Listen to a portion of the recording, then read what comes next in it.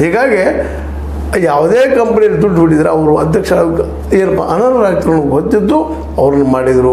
ಏನೋ ಬಿಟ್ಟಿವಿ ಆ ಸಂದರ್ಭದಲ್ಲಿ ನಂತರದಲ್ಲಿ ಅಂತ ಹೇಳಿದರು. ಒಟ್ಟಾರೆಯಾಗಿ ಈ ಮಾಧವಿಪುರಿ ಬುಚ್ಚ ಅವರ ಬದಲಾಗಿ ಇವತ್ತು ಬಂದಂಥವರು ತುಹಿನ್ ಕಾಂತಾ ಪಾಂಡೆ ಅವರು ಈ ಹಿಂದೆ ಆದಂಥ ಘಟನಾವಳಿಗಳನ್ನ ಇಟ್ಕೊಂಡು ತನಿಖೆಗೆ ಆದೇಶ ಮಾಡಿಸ್ತಾರ. ಯಾಕಂದರೆ ದುಡ್ಡು ಇದರ ಹಾನಿಗೆ ಒಳಗಾದವ್ರು ಯಾರಪ್ಪ ಅಂದ್ರೆ ಜನಸಾಮಾನ್ಯರು. ಅಲ್ಲಿ ದುಡ್ಡು ಹೂಡಿದಂಥ middle class, lower middle class, higher middle class ಜನ ದುಡ್ಡು ಹೂಡಿ ತಮ್ಮ ಷೇರುಗಳ ಮೇಲೆ ಕಂಟಿನ್ಯೂ ಕೂತಿರ್ತಾರೆ. ಅಂಥವ್ರು ಏನದು ಲಾಸ್ ಆಗಿದ್ದಪ್ಪ ಅಂದ್ರೆ ಹೇಳಲಿಕ್ಕೆ ಆಗೋದಿಲ್ಲ ಆ ಪ್ರಮಾಣದಲ್ಲ. ಹೀಗಾಗಿ ಒಂದೇ ವಾರದಲ್ಲಿ 11 ಲಕ್ಷ ಕೋಟಿ ರೂಪಾಯಿ ಹಿಂಡೆನ್ಬರ್ಗ್ ರಿಪೋರ್ಟ್ ಬಂದಾಗ ಹೇಗಾಗಿ ಡೌನ್ ಆಗಿದ್ದೇನೆ. ಅದು ಎಲ್ಲಿ ಹೋಯಿತು, ಲಾಸ್ ಯಾರು ತುಂಬಿದ್ರು, ಏನು ಮಾಡ್ತಾರೆ, ಇವತ್ತಿಗೂ ಅದು ಎನ್ಕ್ವೈರಿ ಇಲ್ಲ. ಹೀಗಾಗಿ ಈ ಒಬ್ಬ ನಮ್ಮ ಮಾಧವಿಪುರಿ ಬುಚ್ಚ ಅವ್ರನ್ನಲ್ಲ ಈಗ ಅದನ್ನೆಲ್ಲ ಎನ್ಕ್ವೈರಿ ಆಗಬೇಕಾಗ್ಯದ.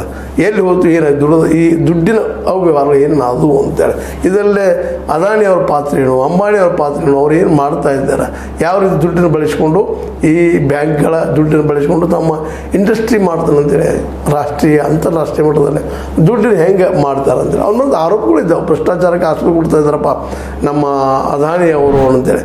ಯಾಕಂದ್ರೆ ಈಗಾಗಲೇ ಅಮೆರಿಕೆ ಒಂದು ಕೋರ್ಟ್ನಲ್ಲ ಸ್ಪಷ್ಟವಾಗಿ ಇವ್ರ ಮೇಲೆ ಆರೋಪ ಮಾಡಿತ್ತು. ಇಲ್ಲ ನೀವು ಇಲ್ಲಿ ಏನು ಎನರ್ಜಿ ಸೆಕ್ಟರ್ದಲ್ಲೇ ನೀವು ಇಲ್ಲಿ ತೊಗೊಂಡು ಹೋಗಿ ಅಲ್ಲಿ ಆಂಧ್ರದಲ್ಲಿ ಅಧಿಕಾರಿಗಳ ದುಡ್ಡು ಕೊಟ್ಟು ನಿಮ್ಮ ಕೆಲಸ ಸಾಧಿಸ್ಕೊಂಡ್ರಿ ಅಂತೇಳಿ ಅದು ಸಹಿತ ಇವತ್ತು ಮುಚ್ಚಿ ಹೋಗ್ಬಿಟ್ಟದ. ಅಂದ್ರೆ ಇಲ್ಲೇ ಸೆಬಿ ಇದ್ದಿದ್ದು ಒಂದು ಪಾರದರ್ಶಕವಾಗಿ ನ್ಯಾಯವನ್ನು ಒದಗಿಸುವಂಥ ಕೆಲಸವನ್ನು ಮಾಡಿಲ್ಲ. ಅದಕ್ಕೆ ಕಾರಣಕರ್ತರು ಯಾರಪ್ಪ ಅಂದ್ರೆ ಹಿಂದಿದ್ದಂಥ ಮಾಧವಿಪುರಿ ಬುಚ್ಚ ಅವರು ಅಂದರೆ ಅವರು ಅವ್ರ ಪತಿಯವ್ರ ಮೇಲೂ ಸಹಿತ ಆರೋಪಗಳಿದ್ದಾವೆ.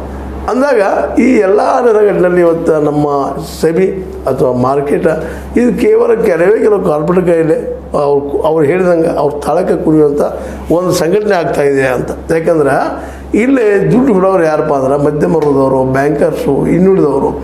ಈ ಜನಕ್ಕೆ ಇವತ್ತು ಸೆಕ್ಯೂರಿಟಿ ಇಲ್ಲ ಅಂತಂದ್ರೆ, ಶ್ಯೂರಿಟಿ ಸಿಗಲಿಲ್ಲ ಅಂತಂದ್ರೆ ಅದು ಯಾವ ರೀತಿಯಾಗಿ ಯಶಸ್ವಿ ಆಗ್ಬೋದು, ಏನಾಗ್ಬೋದು ನಾವು ನೆನಪಿಸ್ಕೊಂಡ್ರೆ ಸಾಕು ಭಯ ಅನ್ನಿಸ್ತದೆ.